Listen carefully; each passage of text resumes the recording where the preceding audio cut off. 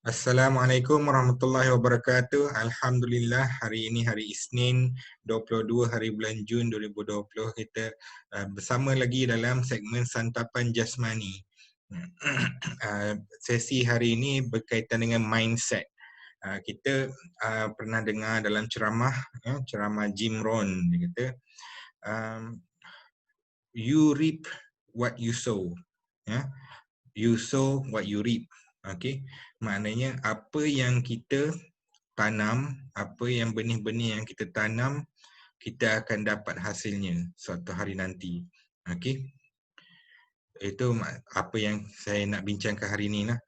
Dari satu segi, dia juga bermaksud what you reap today is what you have sown in the past. Apa yang kita ada hari ini adalah hasil daripada apa yang kita telah tanam benih-benihnya sebelum ini. Kan? Ini berkaitan dengan konsep istiqamah juga. Kan? Ada orang dia kata dia susah nak istiqamah, kan? Susah nak istiqamah untuk kuruskan badan, kan? Tapi tanpa dia sedar, sebelum ni dia dah istiqamah buat benda lain. Dia dah istiqamah makan banyak contohnya, dia dah istiqamah tak jaga kesihatan, tak exercise, kan. Itu pun istiqamah juga, tapi perkara yang tak baik lah, kan. Perkara yang silap yang diamalkan harian yang membuatkan dia apa dia sekarang, kan. Tiada siapa pun di dunia ini yang lahir-lahir je terus 100 kilo. Kita lahir 3 kilo, 4 kilo, kan. Tapi apa yang kita istiqamah makan makin membesar, Masya Allah, kalau kita jadi obes itu partly memang salah kita. Kita perlu ambil tanggungjawab terhadap diri kita sendiri. Dari satu segi pula, tiada siapa pun yang memaksa kita. Tak ada siapa yang acu pistol letak pisau di leher kita, makan kita telan ni, kan. Tak ada siapa yang buat macam tu. Sebenarnya semuanya tanggungjawab diri kita sendiri. Apa yang kita dah buat, kita akan dapat hasilnya kemudian hari. Itulah konsep you sow what you reap, and what you reap today is what you have sown in the past, kan. Apa yang kita buat, kita akan dapat. Rahsianya terletak pada rutin harian kita. Apa yang kita buat setiap hari, itulah yang akan kita capai satu hari nanti. Kita ada 24 jam ataupun 86,400 saat, kan. Setiap hari sama je. Orang miskin pun sama, orang kaya pun sama, orang pandai pun sama, orang sihat dan kuat pun sama, orang sakit pun sama. Semua orang ada 24 jam, bergantung pada bagaimana kita gunakan 24 jam itu. Itulah yang kita akan jadi di masa akan datang, kan. Kata orang, kalau nak sihat, makan macam orang sakit perlu makan, kan. Kalau kita pergi hospital, makanan yang disediakan oleh pihak hospital untuk para pesakit, itulah yang terbaik sebenarnya, kan. Dia bagi diet suku-suku separuh, dia bagi nasi tapi sikit, kan. Dia bagi sayur banyak berwarna-warni, dia bagi protein yang sihat, bukannya bergoreng, berlemak, apa semua. Jadi itu ialah makanan yang sihat. Kalau orang sakit boleh bertambah sihat, orang yang sihat dia akan bertambah kebugaran. Kebugaran atau wellness ialah tahap kesihatan yang tinggi di mana dia sentiasa memperbaiki keadaan kesihatannya untuk lebih bertenaga, untuk lebih cantik, untuk dan sebagainya. Bukan saja untuk diri sendiri, tetapi kita hendak menjemput rakan-rakan kita, kita hendak menjemput ahli keluarga kita, kan. Kerana apa yang berlaku di zaman sekarang ni ialah terlalu ramai orang yang bermasalah kesihatan yang berkaitan dengan obesiti dan overweight, kan. 50% rakyat Malaysia lebih kurang antara tertinggi di Malaysia, di Asia, kan, tahap obesiti. Diabetes nombor 1, kan. Kita tak perlu berbangga kerana dapat nombor 1, kan. Sebab itu ialah nombor 1 yang bermasalah, kencing manis. Jadi sambung lagi tentang what you sow you reap, kan. Apa yang kita tabur benih, itulah yang kita akan dapat nanti. Okey, tapi dalam masa yang sama, bila kita tabur benih, yang pertama ialah burung. Burung-burung akan datang dan makan benih kita. Ya, kalau kita cuba tabur kebaikan, akan ada cabaran, akan ada orang yang tak suka, kan. Anggaplah dia sebagai burung-burung yang makan benih kita, kan. Jadi apa yang kita buat, ya? Apa yang kita buat kalau tu berlaku? eh, Adakah kita akan pergi menghalau burung-burung tu? Kita akan sibukkan masa kita menghalau burung, kan. Itu ialah cara respon terhadap ancaman atau masalah yang kurang efisien, ya. Kurang efisien sebab saya kata nanti kita sibuk nak menghalau burung je lebih daripada kita nak menabur benih, ya. Jadi kalau kita belajar dalam konsep leadership, lebih baik kita sambung tabur benih lagi banyak sampai burung tu tak sanggup, tak sempat nak makan semua, kan. Memang akan ada ancaman, memang akan ada orang yang tak suka, kan. Biarkan mereka, jangan respon, jangan nak sibuk nak halau mereka, tapi kita tabur lagi banyak benih sampai kita punya tanaman tu lagi banyak, lagi subur, kan. Itu yang patut kita buat, ya. Dan yang ketiga, kita perlu ada kesedaran yang kesedaran ni yang semuanya bergantung pada diri sendiri, ya.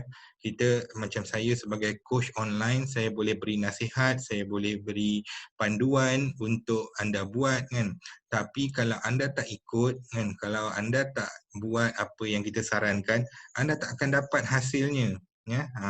Ilmu boleh, attitude, mindset kita boleh ajar, kan. Tapi kalau kita tak buat, kalau kita masih berfikiran negatif, kalau kita masih lagi malas dan asyik bertangguh, maka kita tak akan dapat, ya. Tindakan tu kena ada, dan tindakan tu kena bawa kepada result, ya. Kita kena tengok progress kita, result, hasil. Adakah tindakan yang kita buat selama ni berhasil, berkesan? Itu yang kita nak, kan. Kita boleh monitor result kita, progress mingguan, progress bulanan, progress setengah tahun, progress 1 tahun. Macam mana progress kita, kan. Baru kita tahu yang apa yang kita buat itu berkesan, ya. Kalau tak berkesan, dia macam buang masa je lah, kan. Buang masa, buang duit, buang tenaga, kan.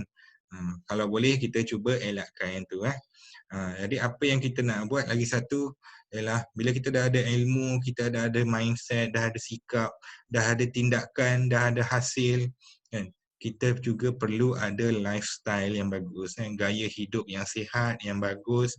Kita tak mahu berjaya seorang diri, ya. Kerana apabila kita sampai di puncak nanti, baru kita tersedar ahli keluarga kita sudah tiada, kawan-kawan kita sudah tiada, semua orang memulaukan kita, kan.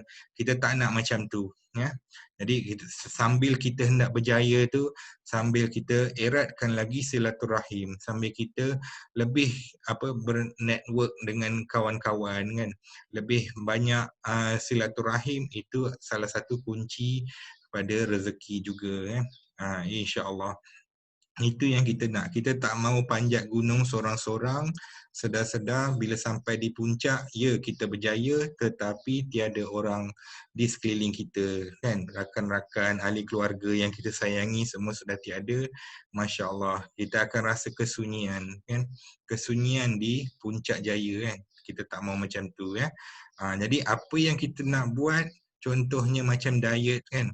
Macam diet nak kuruskan badan, kita nak buat diet yang sihat, sederhana, seimbang, sedap, kan, senang nak sediakan dan sesuai untuk seisi keluarga. Yang penting tu sesuai untuk seisi keluarga. Kerana kalau kita buat sorang-sorang, kan, makan salad sorang-sorang ke ataupun makan apa-apa yang kita buat tu sorang-sorang, padahal orang lain makan happy-happy apa semua, kan, macam-macam makanan yang dimakan, kan. Jadi itu sebenarnya membuatkan satu, kita rasa tak sedap hati, kan. Kita pun teringin apa yang mereka makan. Mereka pun rasa macam kenapa kita makan benda lain, kan. Kita macam pelik, tak campur dengan mereka, kan. Jadi kita sebagai ketua keluarga, kita sebagai ibu, kan, yang menyediakan makanan untuk ahli keluarga, itu yang kita sebenarnya kita ada kuasa untuk mempengaruhi orang terdekat kita. Kita ada kuasa untuk mempengaruhi ahli keluarga kita. Bila kita masak makanan yang sihat, kita siap sediakan portion makanan tu cukup sekadar semua orang dapat suku pinggan nasi contohnya kan. Macam saya setiap kali masak nasi, saya cuma masak 1 cawan je untuk 4 orang makan kan. Jadi setiap orang dapat suku pinggan nasi cukup, memang tak ada boleh tambah pun, tak ada nasi tambah ya. Bila kita buat macam tu, dia macam semua orang terpaksa, bukanlah terpaksa kan, makan sihat, portion sihat kan. Bila kita masak ayam kan, ayam bakar ke kukus ke rebus, kalau kita fikir bakar saja atau kukus saja rasa macam tak sedap kan. Jadi kita tambahkan sedikit perisa kan. Tak ada masalah. Perisa banyak yang boleh kita pakai kan, lada hitam, halia, rempah ratus macam-macam kan. Itu semua insya-Allah kurang kalori, tapi dia ada banyak khasiat lain macam antioksida contohnya. Ya, antioksida ni rahsia awet muda. Nanti kita cerita pasal tu. Jadi itulah benda-benda ni dia akan buatkan makanan kita sedap dan kita boleh amalkan lebih jangka masa panjang kan. Amalkan jangka masa panjang. Sama juga macam kalau kita buat shake kan. Kalau kita buat shake Herbalife kan, ada setengah orang dia suka air kosong je kan, air kosong campur shake, lepas tu bancur-bancur minum kan. Tapi ada orang dia kata oh tak sedap kan. Kalau yang mana kata tak sedap, kita buat sampai dia rasa sedap kan. Sambil-sambil kita perhatikan juga kalori dia kan. Kita boleh tambah buah sikit dalam dia, kita boleh tambah susu dalam dia. Ada orang tambah susu soya kan. Tapi kita perhatikanlah berapa banyak kalori dia dan berapa banyak dia punya gula kan dalam tu kan.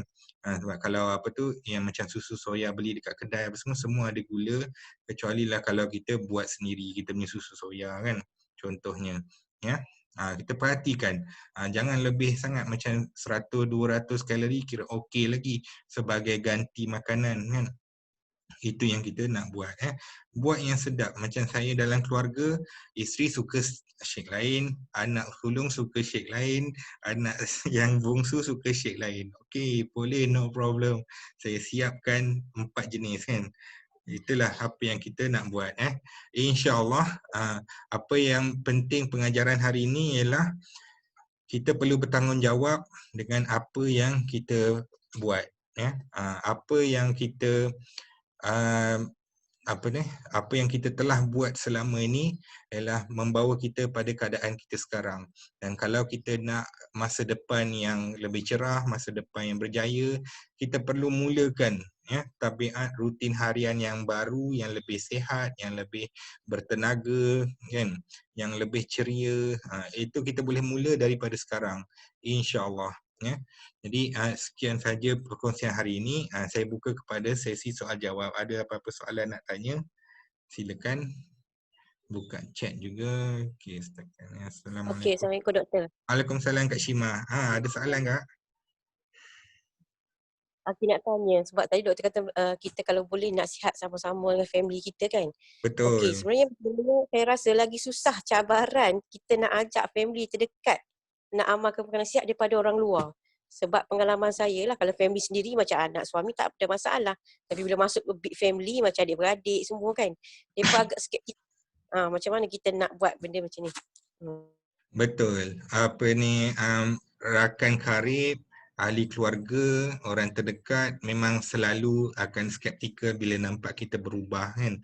Tapi apa yang penting ialah kita mula dulu dan kemudian kita tunjukkan keputusan result yang ketara, insya-Allah. Bila hati dia tergerak, bila hati dia terbuka untuk bertanya macam mana kita buat, ataupun dia pun nak buat perkara yang sama kan, dia mula tunjukkan minat, itulah masanya baru kita start promo ataupun kita ajak dia makan sihat semua. Kalau sebelum tu dia masih skeptikal, dia kecam apa semua, maknanya hati dia belum bersedia untuk menerima ya. Allah belum beri hidayah lagi. Apa yang kita buat ialah kita tunjukkan contoh yang baik, kemudian kita saling ingat mengingati. Sehinggalah satu masa nanti kan